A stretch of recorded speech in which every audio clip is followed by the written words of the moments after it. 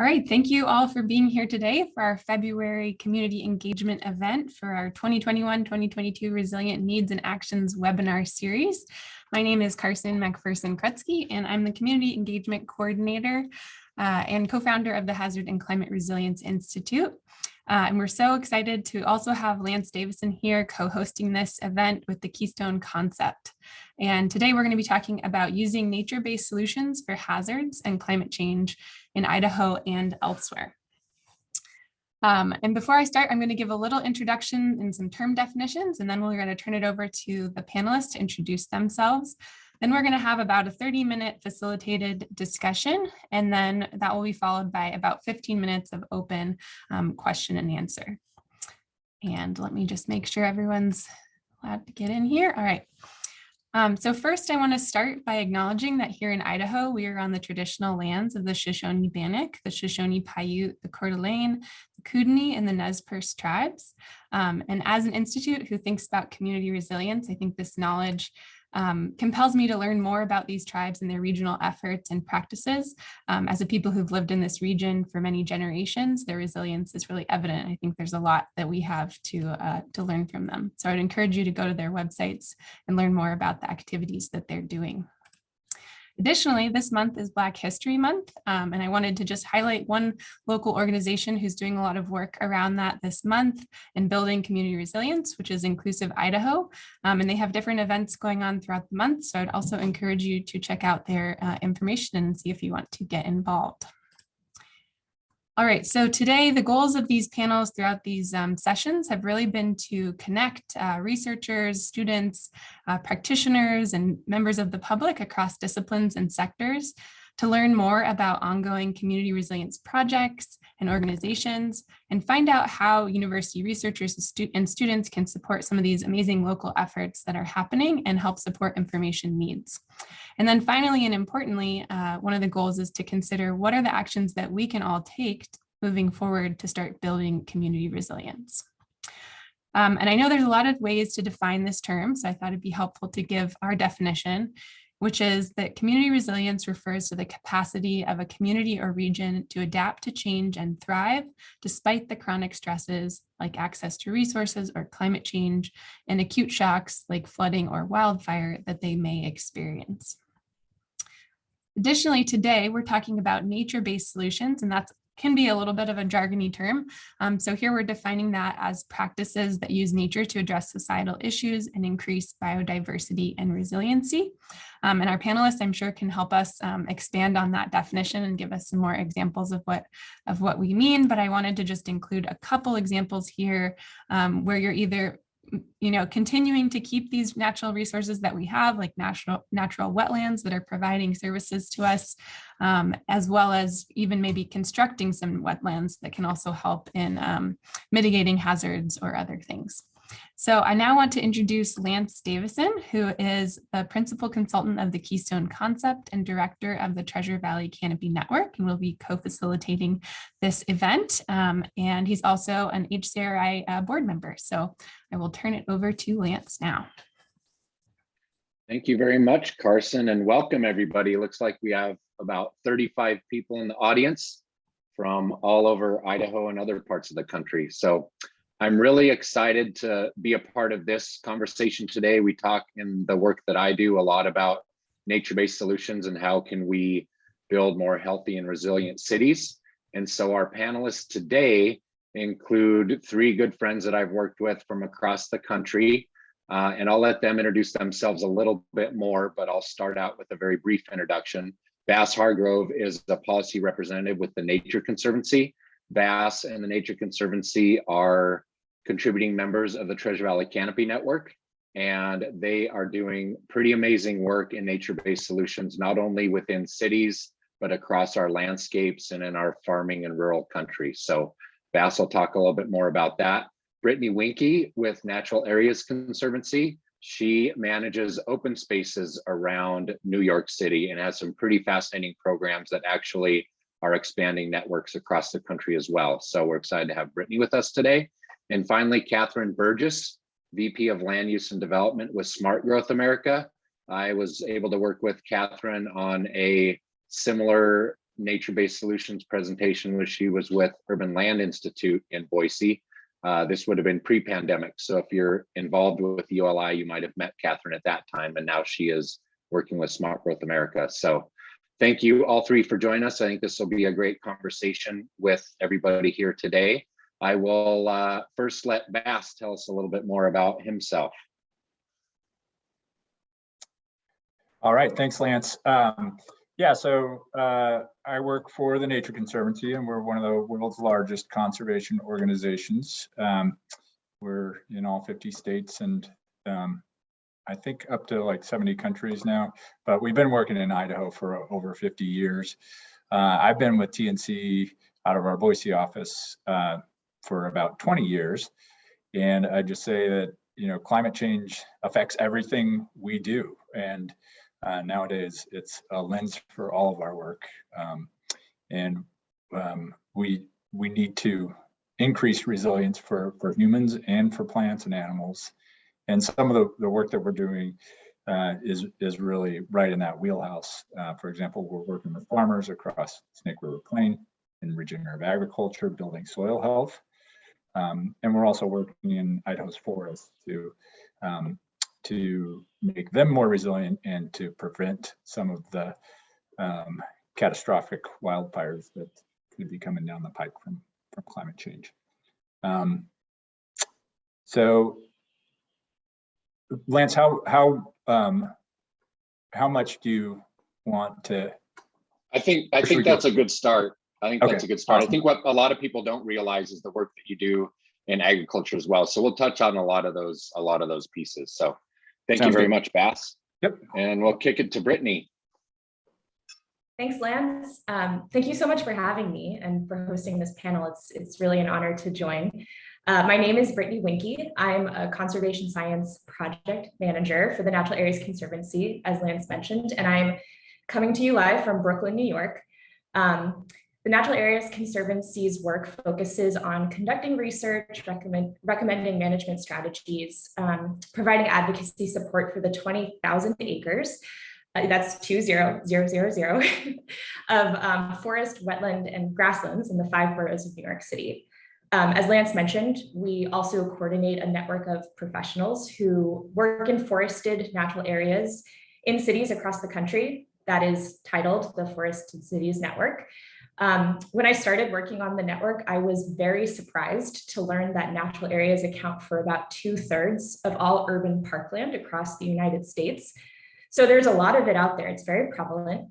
And there are wide-ranging applications and implications for climate resilience, community resilience, and even climate mitigation to some degree. My background is in environmental communications, public relations, and I have a master's degree in forestry and have practiced forestry both in rural settings in New England and urban settings as well. Thanks so much for having me. Thank you very much, Brittany. And Catherine. Hi, everyone. It's great to be here today. And thank you again, Lance, for the invitation. I really enjoyed visiting Boise. Now it's about 5 years ago. Does feel forever ago and to take a whirlwind work trip. And I loved getting to walk around downtown and see some amazing new infill projects when I was there, many of which I've heard have, are now completed. And I'd love to see them the next time I'm in town. So I run the land use and development team at Smart Growth America. We're a national nonprofit, which is driven by our North Star, a country where no matter who you are or where you live, you can enjoy living in a neighborhood which is healthy, prosperous, and resilient. And a big part of a healthy neighborhood is preparedness for the climate impacts, which we are all increasingly experiencing, everything from increasingly intense storm events to extreme heat, wildfires, drought, and the many other risks and hazards which are becoming increasingly prevalent. I'm a land use planner by background, and I previously ran the urban resilience program at the Urban Land Institute. I got into climate adaptation and land use by working post-Katrina. At the time, there was a lot of discussion around preparedness for the next big storm, but less of a recognition of the fact that these the next big storms were going to be an increasing part of everyone's lives. So I'm glad to be part of the professional community looking to advance preparedness and helping local governments put smart policies in place to improve preparedness and also improve quality of life. So I think green infrastructure is a great topic as we're looking at both ways to be prepared for climate impacts and to increase green space, improve public health, and have many other community benefits. So that's a bit about me. And I'll also share that when I mentioned to my Smart Growth America colleagues that I'd be virtually visiting Boise today, there are many fans on the team, and Boise was profiled as a leading city in the country for economic development, downtown-based economic development strategies in an SGA publication about 5 years ago. So just wanted to share that. Obviously old news to all of you, but that's definitely a highlight for many of our staff who got to know Boise through that research. Wonderful. Thank you very much, Catherine. So as you can see, we have a really diverse panel. What we'd encourage you guys to do, we're just going to enter into a conversation now. We've got some questions for them to learn and dig into the work they're doing, how it applies to us here in Idaho. I'd encourage you to use the chat if you have questions, or raise your hand and we'll chime those in as well. I know Carson will help us keep on track of that. So let's roll into it. Let's see, how about for you, Catherine? So Catherine is really focused on the green infrastructure within our cities and having living infrastructure in our cities. So from a city perspective, Catherine, what would you say resilience looks like to you as we adapt to a changing climate? Oh, great big picture question. I think resilience looks like, being prepared for the for the changing conditions, and also being prepared to adapt further. At SGA, we're actually moving away from using the term resilience to focus more on adaptation, because I think resilience sometimes implies that communities can bounce back from anything and be bigger and better than ever before, versus, evaluating the risk, putting sound policies in place, and making decisions, many of which are difficult, around future land use planning, building design, and development. So I think what resilience or preparedness or adaptation could look like at the city scale is first using data, using that climate data to understand what future conditions we are likely to face, what the different pathways are, and what the range of future conditions are likely to be, and then putting policies in place to prepare communities for those conditions. And I know in Boise, I think you're very much ahead of the curve in terms of the types of green infrastructure and energy policies that are in place already. That's definitely not the case in many other parts of the country. So that's a bit of a big picture response, and a focus for us at SGA has been, helping to support local governments to both develop strategies to increase density and to bring more housing to parts of cities and regions and communities that are the most prepared for climate hazards, and then develop strategies to support communities, many of whom have been historically marginalized by land use, lending, and development policies, to be more prepared for the climate hazards that they're facing, and which can have devastating health and financial consequences. So there is a lot to unpack there, and also, an increasing awareness amongst the real estate industry of what's to come. All the sort of private sector leaders we talk to are commissioning their own climate data studies. They're making acquisition decisions based on climate. Climate data is now one of the many factors for an acquisition or the initiation of a new project. So we're trying to support local governments to also be savvy with that data, so there is not an equity gap between the actions of the private sector versus the public sector.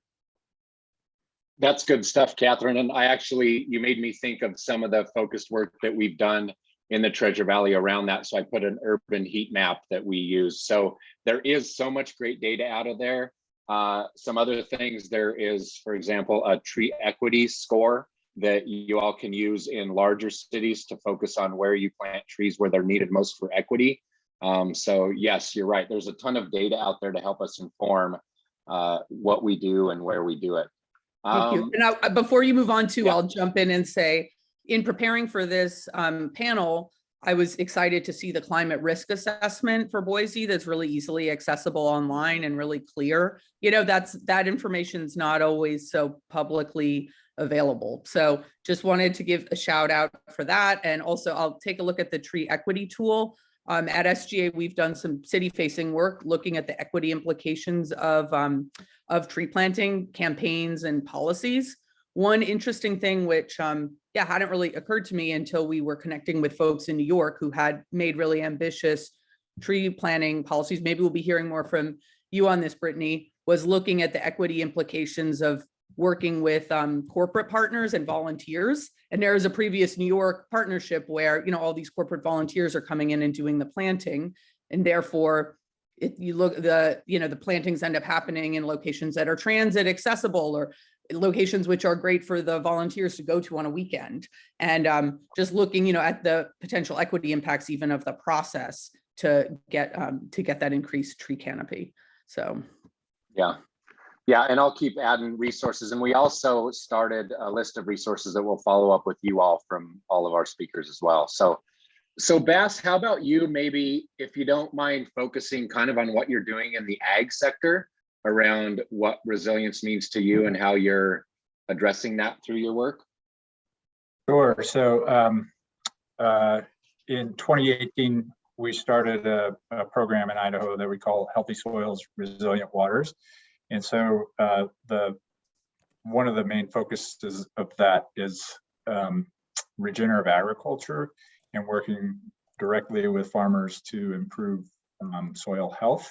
And we know that by increasing the resilience of the soil, we can help things to deal with the hotter summers and the drought and lower snowpacks that we see from climate change. So by building soil health, you can increase water infiltration and make the soils more just ready to deal with weather variability. And so that's been a great learning experience so far, and we look forward to keeping it going. One thing that we've noticed in a lot of that area with the drought as well is when you're doing less tillage, those farmers, when you have to turn off the water, have a lot more soil in the bank, so to speak, and water in the bank to be able to have a crop. So it has been, I mean, you hate to see what's happening with drought and everything, but it is kind of paying dividends to those farmers that are implementing these strategies. And one thing that I love that the Nature Conservancy is doing is finding ways to help build financing resources. I know in the ag sector, a number of people are interested in changing over, but that's a huge expense and a huge risk. And so the Nature Conservancy has done a great job going in and finding where there are needs to invest funding resources to support those changes. So it's a ton of work in that arena, and thanks, Bass, for highlighting that. Yeah, I think that's a great point, Lance. So we, there's a lot of folks out there who want to try new practices, but there are barriers to getting started. There's learning, there's funding, and so we've helped to backstop some of the farmers who want to try out new practices like cover crops, no-till, planting new crop rotations, and so it's a learning process for all of us, but hopefully we can help those farmers get over the hump a little bit and start using these regularly. Yeah, for sure. Thanks, Bass. So Brittany, I've got a question for you because I know you've looked at some different tools to help fund protecting your open space and gaining more open space. Can you tell us a little bit about that? Some of the mitigation banking tools and things like that? Sure.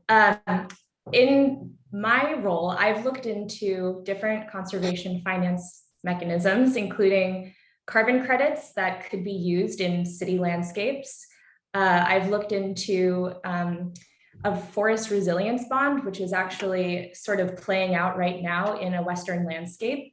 And I'll focus on those two. There's a third one that I have touched on that is escaping me at the moment. Carbon credits are nothing new, probably to anybody on this call.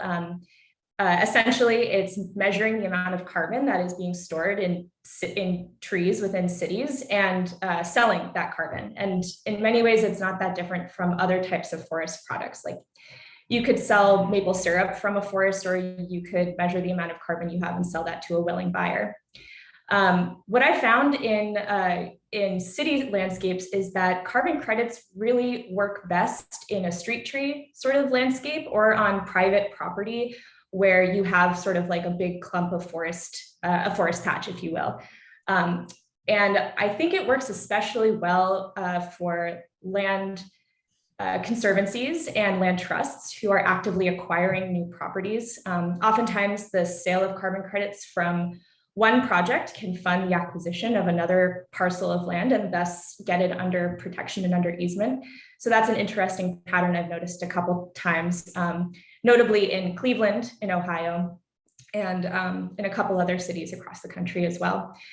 The urban forest, or the forest resilience bond that I mentioned, is a really interesting, innovative program that is playing out in Tahoe National Forest in California. There's this great nonprofit group called Blue Forest Conservation, and they sort of created this new financial mechanism to funnel money between investors, implementation partners, and beneficiaries downstream after like work is done in the forest. And it helps speed up restoration work, helps get money to implementation partners a little bit more quickly, so that instead of going through the normal channels of like applying for a grant and then waiting, doing the work, getting reimbursed, it sort of speeds everything up and accelerates the progress.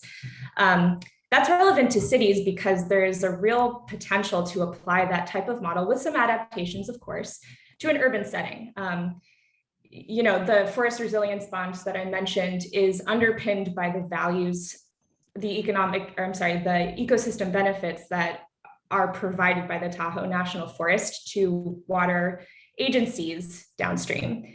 Urban forests provide a lot of benefits too. In fact, potentially even more valuable benefits, given that many, many, many more people are enjoying those benefits. So that's something that we're looking into at the Natural Areas Conservancy, and certainly there's more to come on that as well. Wonderful. Thanks, Brittany. There's so much happening right now when it comes to carbon and climate finance. And I think what's exciting to see is there is a lot of private investment in it now. It used to be mostly government investment, but there's a lot of private investment. And I did, and maybe one of you are involved in this in the last few months, or maybe it's been the last year. There was a group that was doing kind of a carbon, or it was more of a climate tool, an exercise that gets a group of collaborators together and they try to decide what management activity can you do to really change the future of mitigating climate change. And the moral of the story was it's putting a price on carbon. So we're starting to see a price being put on carbon in so many different ways. So I'd encourage you all, if you're interested in this thread of topic, to look into some of that finance. Brittany, did you have something? Yeah, I just wanted to mention, I can't believe it escaped my attention before, but Lance has spearheaded a street tree carbon credit project in cities in Idaho. I think it's Boise, and it's one other city as well. Just Boise now. Just Boise now. Well, things change. Yep, exactly. That's what we learned.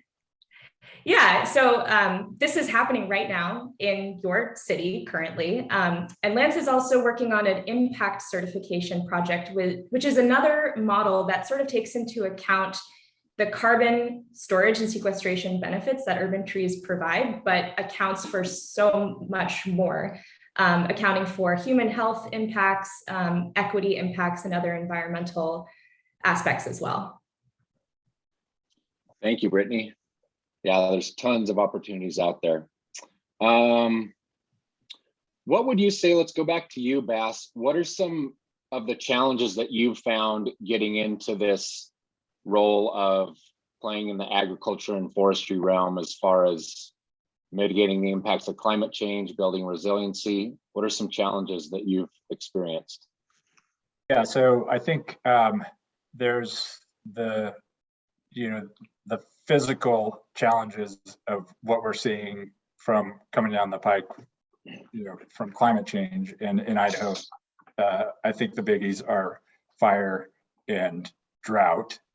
We're looking at less snowpack, drier, hotter summers, and so that affects large swaths of our communities and economy. So, and if folks haven't checked it out, the Idaho Climate Economy Impacts Assessment provides a great foundation. We were partners on that.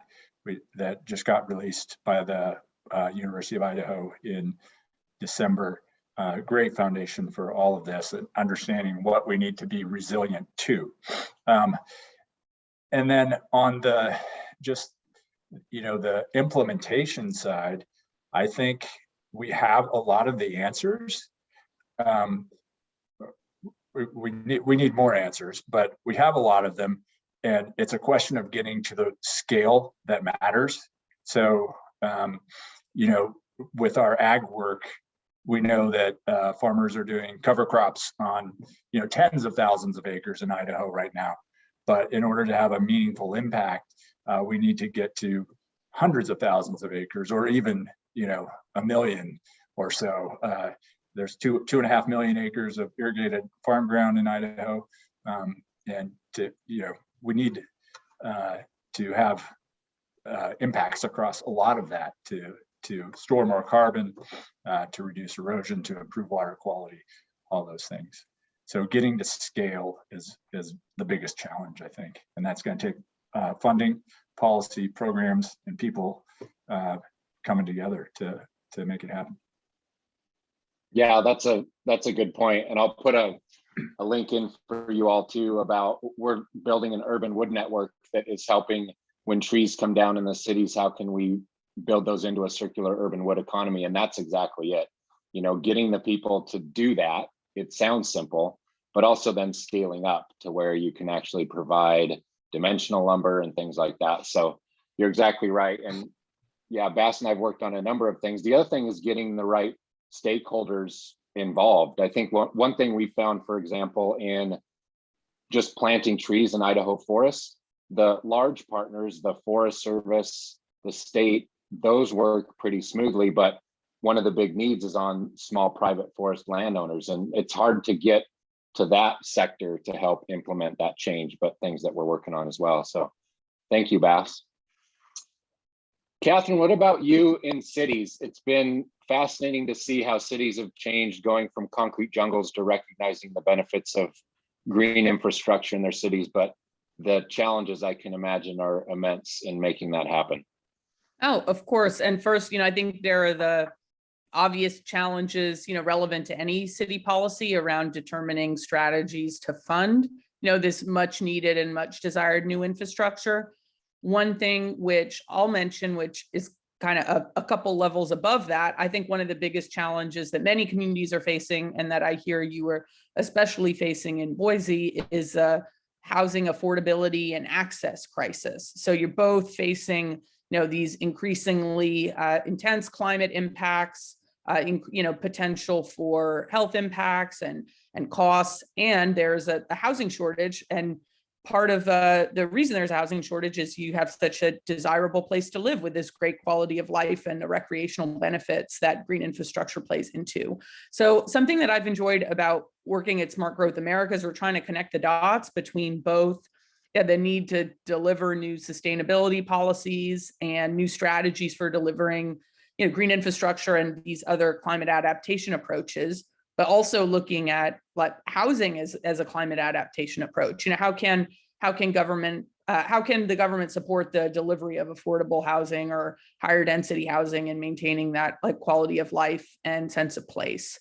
So there's no easy answer there either, but I flag that as something which is really interconnected to all of the concepts that we're discussing today, and which has massive equity impacts in terms of who's able to afford to live in a community, and economic impacts when there's a workforce and housing disconnect. So that's good. I think Carson has a good follow-up for you. Yeah, I was just curious, that kind of brought up this idea of preserving existing natural spaces versus, you know, implementing new nature-based solutions. And I was just curious what you think the balance is there between, you know, really trying to conserve certain areas that are currently, you know, forested or grasslands here and versus like implementing new things and trying to find funding for new things. And you can comment on this, but I'd love to hear other folks' thoughts too. Yeah, I'll start and then I'll be excited to hear the other panelists' thoughts. You know, a focus for us at SGA is often trying to support cities in delivering more housing within the existing footprint. So strategies to incentivize and encourage infill, which can then kind of keep those outerlying areas and natural areas like more pristine, or, you know, encourage land conservation by you know, upping density and bringing more people into the already developed area that's well served by infrastructure. It's obviously not that simple because you have to demand for both types of housing. But I think what a big focus for us is looking at strategies to better deliver infill, and then looking at strategies to then you know, bring more vitality and excitement to neighborhoods. Because, you know, if you do bring in mixed use development and well-designed public spaces, like these create exciting places to live.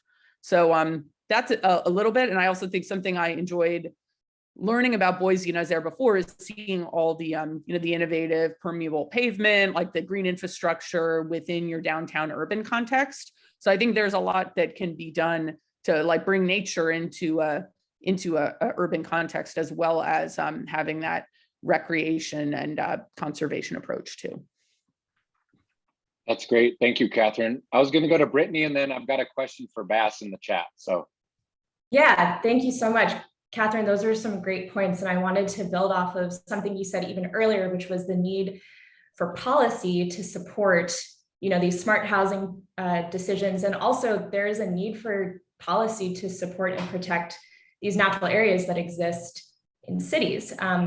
As part of our Forests and Cities Network, we've done quite a lot of research about the state of forests within cities across the country, and we're losing natural areas within cities. From 2014 to 2019, there was about a 4% loss of natural areas, which doesn't sound like that much, but it amounts to about 38,000 acres. And then you can think about that, and that actually is quite massive.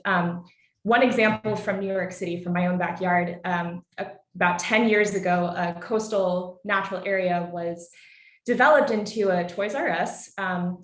And now, for a host of reasons, the Toys R Us is now closed. And what we have instead is a big empty space full of impervious pavement right next to the water. And so there's plenty of runoff there. So it's just really a shame. I mean, so many of these natural areas and cities are indeed on public land. And so there's kind of this assumption that they're protected because they're parks, they're, you know, nature preserves. But in fact, you know, there's this nationwide trend of like chipping away at the natural heritage that exists within cities. And oftentimes they're not as protected as we think. So there is a real need to advocate and to make public officials aware of natural areas, of their values that they offer in terms of climate resilience, mitigation, community resilience even, and really make the case and demonstrate that, you know, maybe a natural area is better to have in the long run than a defunct Toys R Us. that's a really good story and highlights the issues there. Thank you, Brittany. Duncan Griffin, you have a question for Bass? You want to go ahead and ask it so they don't have to hear my voice again? Sure, thank you. This goes back several years, maybe as much as 10 years ago.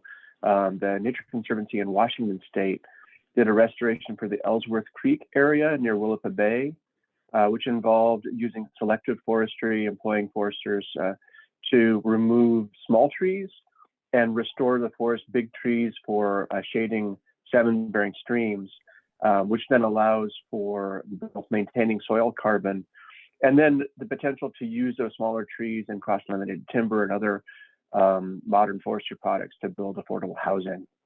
And I'm just curious, you know, if you're seeing that as a model that's continued, what are the benefits 10 years on, and if that's a story that can be relevant for Idaho? Yeah, Thanks, Duncan. And I'm not familiar with that particular project, but the way you've described it, I think is really in line with the way we're thinking about forests here in Idaho. We're really emphasizing right now prescribed fires to reduce hazardous fuels in the forest, and so that when we do see the fires that we know are coming, maybe they're not going to be as big. And also, I think on the small diameter wood, a lot of that's dependent on mills. And so, that is happening in Idaho. So there are a variety of solutions in the forests that we're looking at. Definitely reforestation for the carbon benefits and ecosystem benefits. And so, yeah, but like right now we're really focused on scaling up prescribed fire use. Last year we managed a fire crew in the Caribou Targhee forest in eastern Idaho to go out and help start these managed prescription burns. And we're hoping to expand on that work in the coming year and coming years going forward, and potentially here closer to home in the Boise and Payette forests. So, thank you. Excellent. Thanks for the question, Duncan and Bass. And let's kick it over to Carson and start focusing on getting some more questions from the audience as well. Yeah. Thanks, Lance. And I have a couple questions I want to do before I pop it over to the audience, but they'll kind of bridge that gap. So one thing that this is not in our agenda, but I've just been thinking about is for kind of this more general audience, like what are some misconceptions about nature-based solutions, or kind of what do you wish people knew about it to kind of get behind it a little bit more? And whoever wants to take that on can. I can provide a little bit of background. The Conservancy's done a lot of really groundbreaking science on, sometimes we call them natural climate solutions, but maybe to think about the resilience in the sense of both adapting to climate change, but also mitigating and reducing the greenhouse gases that are causing climate change. And so the cool thing about nature-based solutions is that oftentimes they do both. They both reduce the greenhouse gases that we need to draw down in order to become resilient in the long run, but also provide a ton of co-benefits for people in nature. And in fact, we did a global analysis a few years ago and showed that that nature-based solutions can provide up to 1/3 of the greenhouse gas reductions needed by 2030 to meet the world's goals in the Paris Agreement for climate change. And at the same time, they provide just a wealth of water quality, biodiversity, all kinds of benefits that not just, but say reductions from transportation or from the energy sector aren't going to provide. Yeah.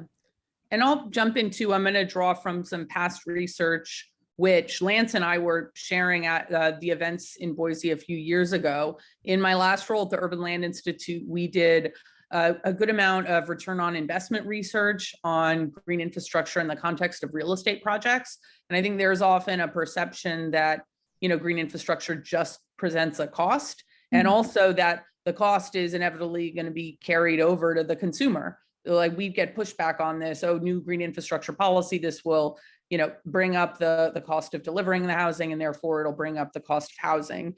And it's obviously, extremely complex in terms of the market dynamics here, but something which we would look at often on a project by project basis is seeing what the financial and amenity and marketing benefits can be from introducing green infrastructure to a real estate project. And there are so many opportunities there, from creating really inviting public and semi-public spaces to reducing water usage, et cetera. So that's a preconception which I think we should all go after the fact that there is a all cost not sufficient benefit. Thanks, Catherine. Yeah, that's really interesting. All right, I'm going to move on to a new question because I think we're getting a bunch here in the audience, and I want to make sure that we get to those. I have one before I turn it over to them, which is, our audience here is kind of a diverse group of, researchers, students, community members.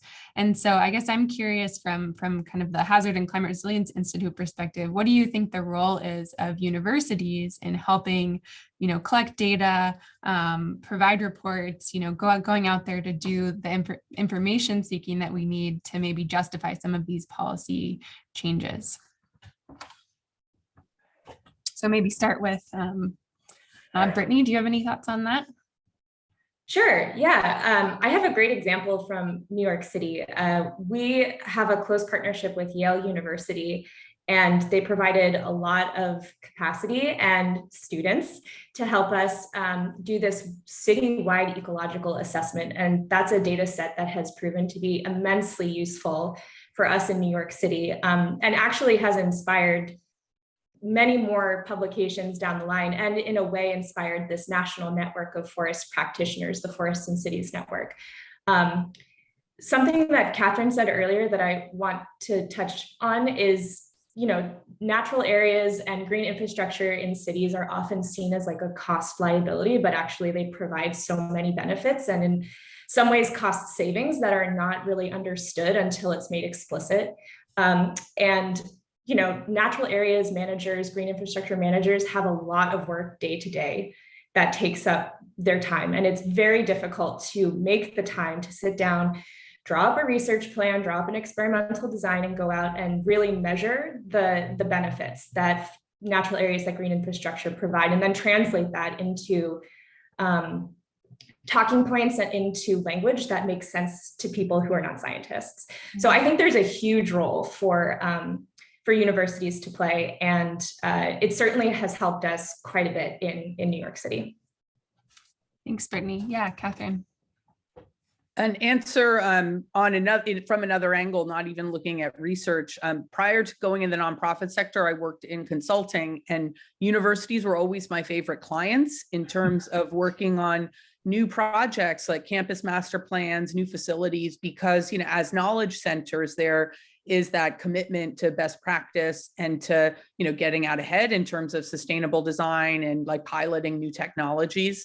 So that's, I think, an area where universities can really, you can push the envelope and then show other types of builders what can be done. And I'll give a shout out to my alma mater. Like, they built a Living Building Challenge building. Actually, they renovated a house from 1800 to be a Living Building Challenge, like the Nature Center. And they took this on like before any other entity in the region had tried Living Building Challenge. And, I've seen all the alumni presentations on this. They never really say how much the project ended up costing, but like they did a lot of learning that then other folks could take advantage of, like especially around for Living Building Challenge, you have to get all the materials semi-locally. So like even identifying the vendors that had the materials that they needed to meet the standards. So I think that's a cool niche for university partners.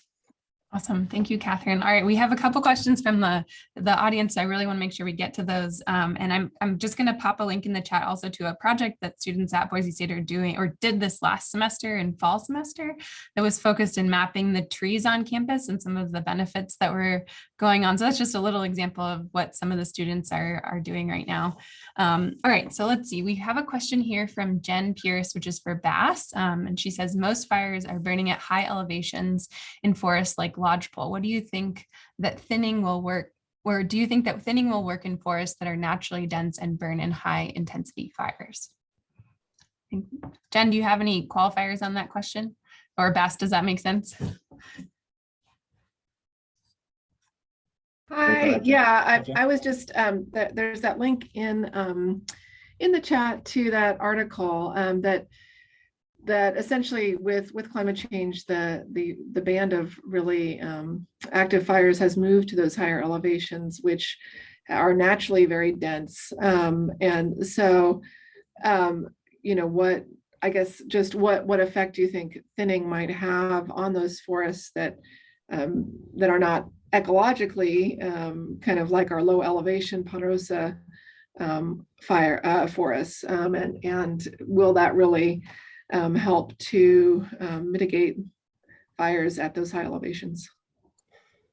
Yeah, great question, Jen. And I'll preface by saying I'm not a forest ecologist, so I probably know enough just to be dangerous. On the caribou targhee work that I mentioned, we are working in lodgepoles, and they have a pretty long fire return interval, but with forest disease and with climate change, there's higher potential, but in places like that, we think working in the wildland urban interface to make communities more safe. Maybe we're not at a point where we can get to the scale to prevent across a big landscape like that, but we can at least mitigate the risks in local areas. Thanks, Bess. All right, so the next question I think is really relevant. So Cade Anderson asks, Boise is experiencing rapid expansion. Any recommendations on actions we can take to help create green infrastructure as we grow? So maybe for those folks who are in the big cities, do you have any lessons learned from that we could maybe adopt here as we are growing and planning? I can start if that's okay. Yeah. I mentioned earlier the need for protection of natural areas and cities. I mean, I think that should be said once again. As cities grow, there is a need to really drill down on protections, whether that's tree ordinances or special zoning rules about natural areas and parks and open space.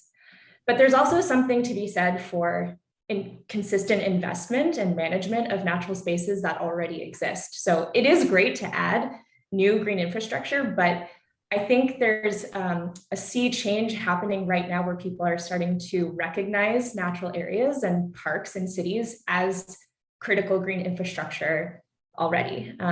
There's a ton of stormwater capture and cooling benefits, community health and resilience benefits that come from these natural areas.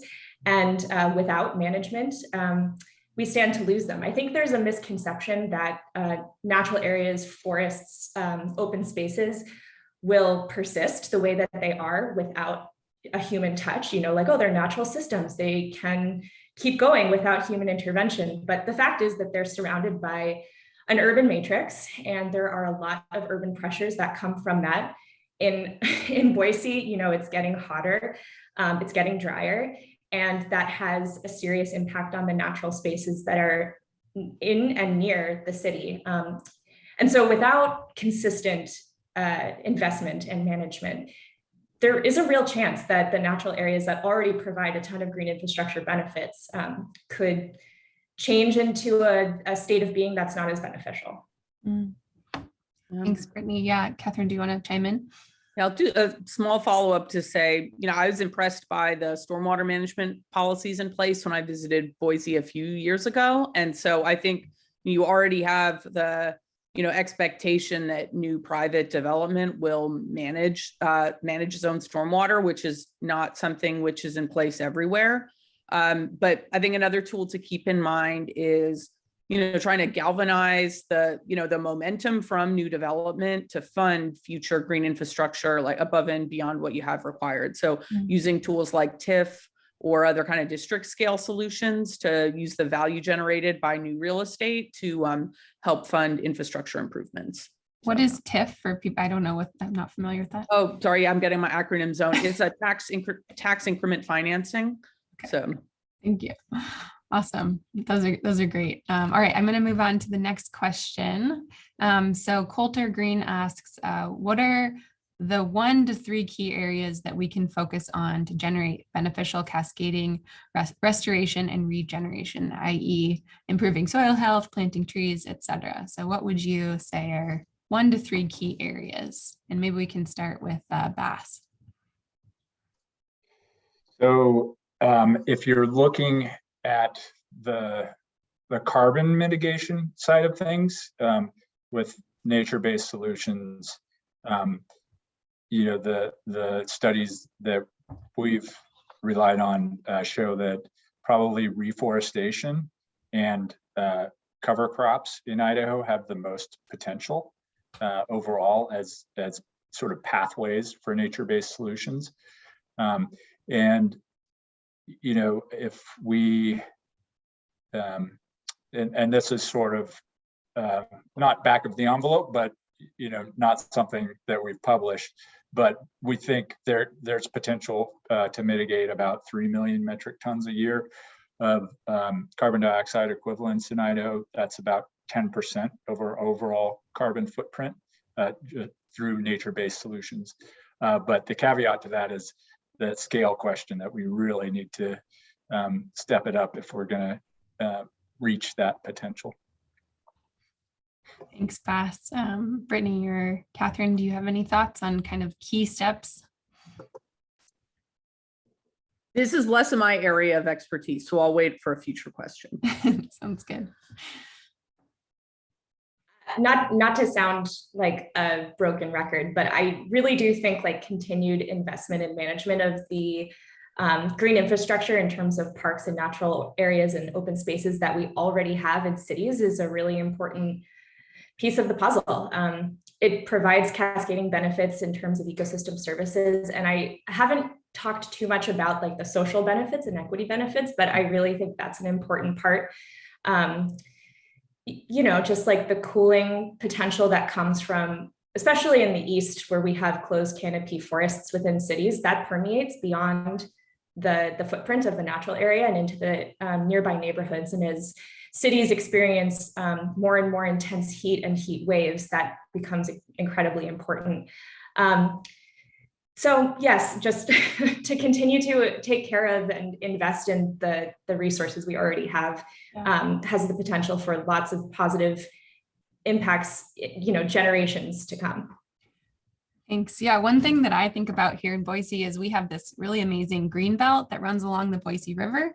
And so it's this really great corridor where people can recreate and be by the river, but also when there's flooding, the flood waters tend to, it helps manage some of the waters that are going on there. And then there's all these trees that are there that people can spend time in. So I feel like that's a nice like local example of that happening, but people had to plan and put that green belt in, years ago. And now we're seeing all the benefits of it. But it's like you really have to think so many generations ahead to start putting these things in place, or like you said, keep maintaining the ones that we have already.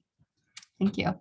All right, let's see. We have a question from Lyle Nelson. So he's asking about air quality. So are there examples of how communities have used like deteriorating air quality as a policy restriction for growth? So he's coming from McCall, where, it's kind of a pristine mountain town, but now the air quality is starting to change and they're having a lot of growth pressure. So do any of you feel like you can respond to that one?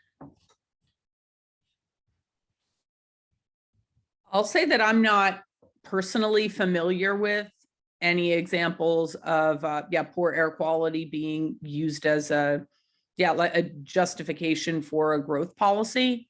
I'd actually be a bit concerned about that, especially with the wildfires, knowing that there are increasing air quality problems at the moment that are not related to growth. But I will say, sort of away from the question around connections between air quality and growth management, there is an increasing focus everywhere on, or not everywhere, in many cities which are focusing on advancing green policies on, clean tech, moving away from gas hookups. So looking at what development policy can do to ensure, better air quality and environmental conditions within the home. So. Thank you. All right, we have another question from Coulter. So he said, I'd love to hear what the panel thinks about utilizing brownfield and other types of underutilized areas to improve ecological health while meeting human needs. For example, how can we push for transforming those spaces into permaculture food forests that can help meet local food needs, provide jobs, reduce transportation needs, and reduce the use of pesticides, herbicides, and industrial fertilizers? I'll give a shout out, which is that Smart Growth America administers the National Brownfield Coalition, and I'm going to just put the link in the chat for anyone who's interested in connecting with brownfields practitioners.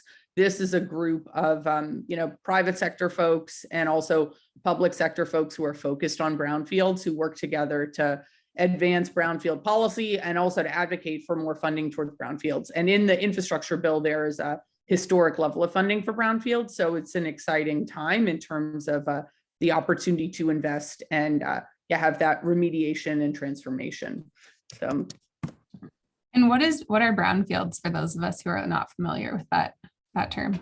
I think brownfields, it's a developer practitioner's jargon for contaminated land. Okay. And so to redevelop the site needs to be remediated. And a big focus for us right now at SGA actually is looking at both, brownfield remediation policy and redevelopment, and then also strategies to avoid displacement and like neighborhood change after the recreation of a brownfield site. Awesome, thank you. I'll just throw in there that if you like looking outside the urban, the traditional urban brownfields, if you can call that traditional, we're doing work. Our colleagues in Nevada have a project called Mining the Sun, where they're looking at abandoned mine fields for installing solar installations. And I think that's also happening in West Virginia, and maybe in the Dakotas. People are looking at that, like taking depleted mining areas or oil and gas developments and turning them into renewable energy development sites. Oh, neat. Thank you. Thanks for sharing. So I have one more question. I think we have 3 minutes left, so this might close us out. But so thinking to the future, what brings you hope, or what are things that you're really excited about within this topic? And let's go ahead and start with Brittany, and then we'll do Catherine and then Bass. So we'll have each of you answer this one. Sure, I'll try to keep it brief so everyone else can share what makes them hopeful. For me, as I was mentioning earlier, and as Catherine just mentioned, there is the hope of historic levels of public funding for green infrastructure. And combined with that is a growing recognition, as I mentioned earlier, of natural areas, parks, and open spaces in urban areas as green infrastructure. So for me, that gives me a lot of hope that we'll see some of this public investment in management, as I've been talking about. Another thing that makes me really hopeful is a growing group and cohort of environmental justice organizations that are speaking up about the need for green infrastructure in their neighborhoods, as well as touching on some of the green gentrification issues that Catherine mentioned. Green infrastructure is great and it makes a neighborhood desirable and potentially more expensive, and there is a chance of displacement of low-income people and especially people of color from neighborhoods that have been what's called green gentrified. So I have hope that there are a lot of inspiring young people who are speaking up about this, and that there is historic levels of funding for these projects. I'll do +1 on all of Brittany's comments. I think those are, lots of great reasons to be hopeful. And Lance also did an extra shout out regarding the level of funding in the infrastructure bill. One thing I will share about the infrastructure bill in terms of Smart Growth America's focus right now is there's historic level of funding here for infrastructure, obviously resilience, forestry, transit, but there's also a lot of funding that can be put towards the type of infrastructure that got us where we are today in terms of increasing emissions. So we're a nonprofit and others are there to support local governments and state governments who are seeking innovative ways to apply the funding. I mean, I think there's some opportunities for some really excellent outcomes, but then there's also the opportunity for more of the same, which is not helpful from a climate or a community development perspective. And I'll, with that, pass it on. Thanks. Bass, final thoughts? I'll just say, I think there is a lot of cause for hope because of the increasing investments, the infrastructure, bipartisan infrastructure act was a huge one, but also from the private sector and just growing awareness. And I kind of go back to in the early 2000s, I had the chance to see E.O. Wilson, the renowned ecologist who recently passed away. He spoke at BSU, and he talked about a bottleneck for the planet that we're heading toward. And so what gives me hope is that he saw a way through that bottleneck, and I think we can get through it and then come out the other side, probably around mid-century, with cleaner air, more sustainable economic systems that really value nature, work in sync with nature, and that are more just and equitable across the board. So that's what gives me hope. Awesome. Thank you so much, Bass. That was such a lovely way to kind of close it all out. So I just want to say thank you to all the panelists here today, and thank you for doing this really important work. And my co-facilitator, Lance, thank you so much. Next month, we will have our event is focused on information and decision-making and how we can create actionable information. So I'm excited for that one. And we recorded today, so we'll be posting this online. So thank you all for being here today and your excellent questions, and we will hopefully see you next month. Thank you. Thanks, everybody. Thank you so much. Also, we'll be sending out some resources that our panelists compiled as well. So anybody who attended, you'll be getting a list of those resources. So